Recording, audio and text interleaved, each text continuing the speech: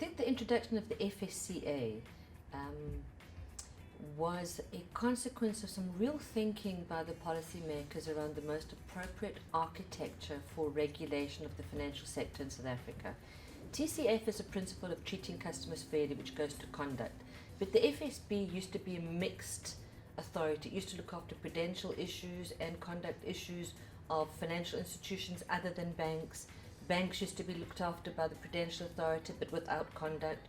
So in the architecture, and after the global financial crisis, and recognizing that we need an architecture that truly recognizes the prudential issues of companies, but also market conduct across the board, resulted in the introduction of the Financial Sector Conduct Authority, which looks at conduct of all financial institutions, including bankings, and of course, conduct is underpinned by things like treating customers fairly.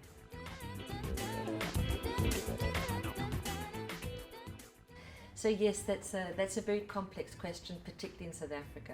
All over the world, regulators are dealing with simple language in terms of policy wordings and disclosures.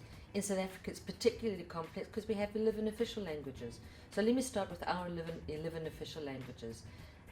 We have to recognize that not everybody will understand the English language that's spoken in business. But English is the official language of business. So when we do consumer education, for example, as at the FSCA, we take cognizance of the Official Languages Act. We do consumer education in 11 official languages. And this is very important because talking to the consumers is one of our major mandates as the FSCA.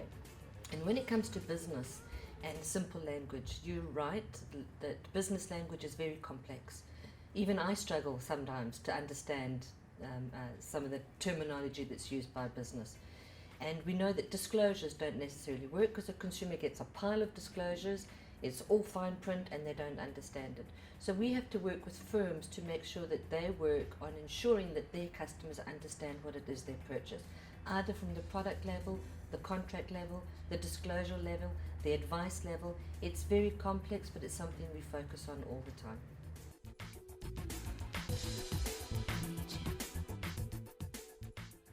Right, so let's focus on complaints because that's where customers will really come from that perspective. And the first important thing I want to say and that customers need to understand is that the FSCA is not a complaints body. We're not the body you come to when you have a single complaint and you want us to go and make the organization that you have a complaint against pay you back your money. For that function, the architecture of Twin Peaks, which set up the FSCA, has also focused very much on setting up a very strong ombudsman system. Now we have an ombudsman system in South Africa that's quite fractured. There's an ombudsman for banking, an ombudsman for short-term insurance, and one for life, etc. So this new Twin Peaks bill sets up a centralized capability for those ombud structures so that consumers have one point to go to deal with the entire financial services sector. And that's where they go when they have a complaint that they need to get addressed by the institution and get compensation. What the FSCA do is we make sure that firms treat their customers fairly by understanding all the complaints that they receive and fix the root causes inside the institutions to make sure that customers don't have those complaints again in future. What we also do is where there is because we monitor complaints all the time, either from the Ombudsman's office or from the institutions themselves, and where there's a pattern of complaints, we will go to the industry to say, this type of behavior is happening in the industry, which is driving a lack of confidence from customers, and we'll address it across the entire sector or across one institution for multiple complainants. So we monitor complaints all the time. We get reports from institutions on complaints.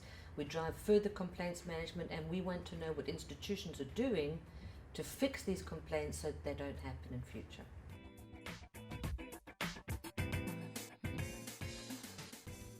So historically, we used to license an institution based on what they were. So you were an insurer, you were licensed as an insurer. You were a bank, you were licensed as a bank. You were a pension fund, you were licensed as a pension fund, and so forth and so on. Collective investment scheme. So you were licensed according to your institution and according to a sectoral law. The Insurance Act, the Pensions Funds Act, the Collective Investment Schemes Act, or the FASE Act for intermediaries. And all of these acts had different requirements, sometimes for the same institutions that were different or had gaps between them. So the new approach in future is one piece of law called the Conduct of Financial Institutions Act. It's market conduct across all institutions, but it's appropriate or proportionate according to the risks borne by those institutions, but it's also appropriate according to the activities that they perform. And the activities that get performed in the financial sector could be issuing of a product, intermediation or distribution, investment management, administration. So those are the activities that financial companies perform. So the new licensing approach will be a license under one piece of legislation, the Conduct of Financial Institutions Act, for the activities that you perform within your institution. So it will no longer be different sectoral laws, one law for whatever activities you perform, and also we're looking at for different customers or types of customers that you serve, wholesale customers or retail customers. So that's how an activity-based license will work. So as an insurer, for example, you won't get an insurance license under the Insurance Act and a advice and intermediary services license under the FASE Act, and potentially an investment license under the collective investment schemes. You get one license for those different activities.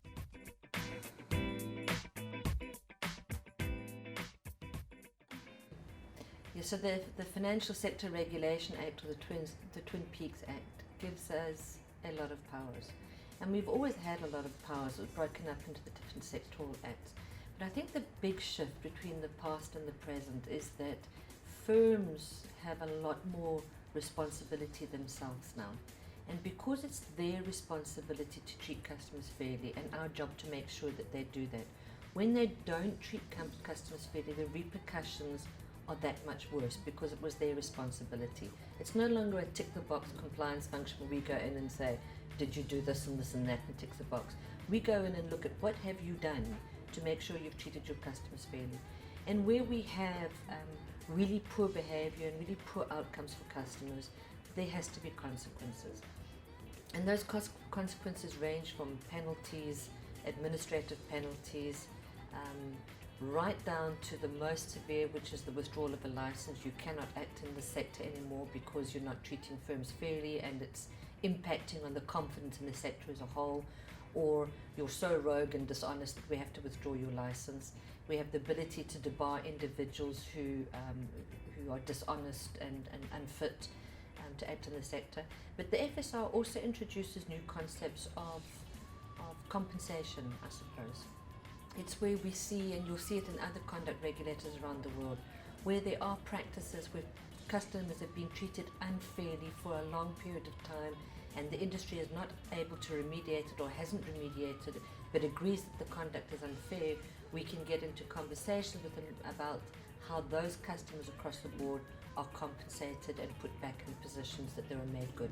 So there are far-ranging powers. We don't have criminal powers, we don't have criminal prosecution powers, but clearly we will refer any fraudulent or criminal issue to the SAPs and the MPA for prosecution. We work together with other regulatory authorities from the FIC, the Prudential Authority, the asset forfeiture units. So yes, and it's a very coordinated approach across regulators, so it's much more powerful as well because of its coordination.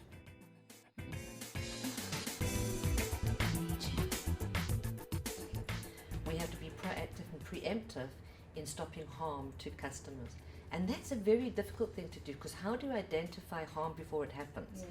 So we have a number of approaches that we think about. One is supervision. So obviously we have a team of supervisors who visit firms all the time to make sure that they are applying all the principles of treating customers fairly and fair outcomes and good governance. But we have over 15,000 firms. We can't see them all the time. So like any other financial institution in the modern world and in the fourth industrial revolution, we have to rely on information, we have to rely on data. And the FSCA is adopting what we call a data-driven digital strategy, which means we want to access good data and use it intelligently so we can identify patterns of behavior in the industry, patterns of behavior around complaints, patterns of behavior around products and product sales, patterns of behavior around business models, for example, and then respond to those patterns of behavior by driving theme-based interaction with the industry. So we also have set up a department, for example, to scan marketing and advertising. So we'll do social media scanning, advertising scanning, marketing scanning to see what's happening out there that consumers are responding to, so we can react proactively to stop harm where we think it might be happening.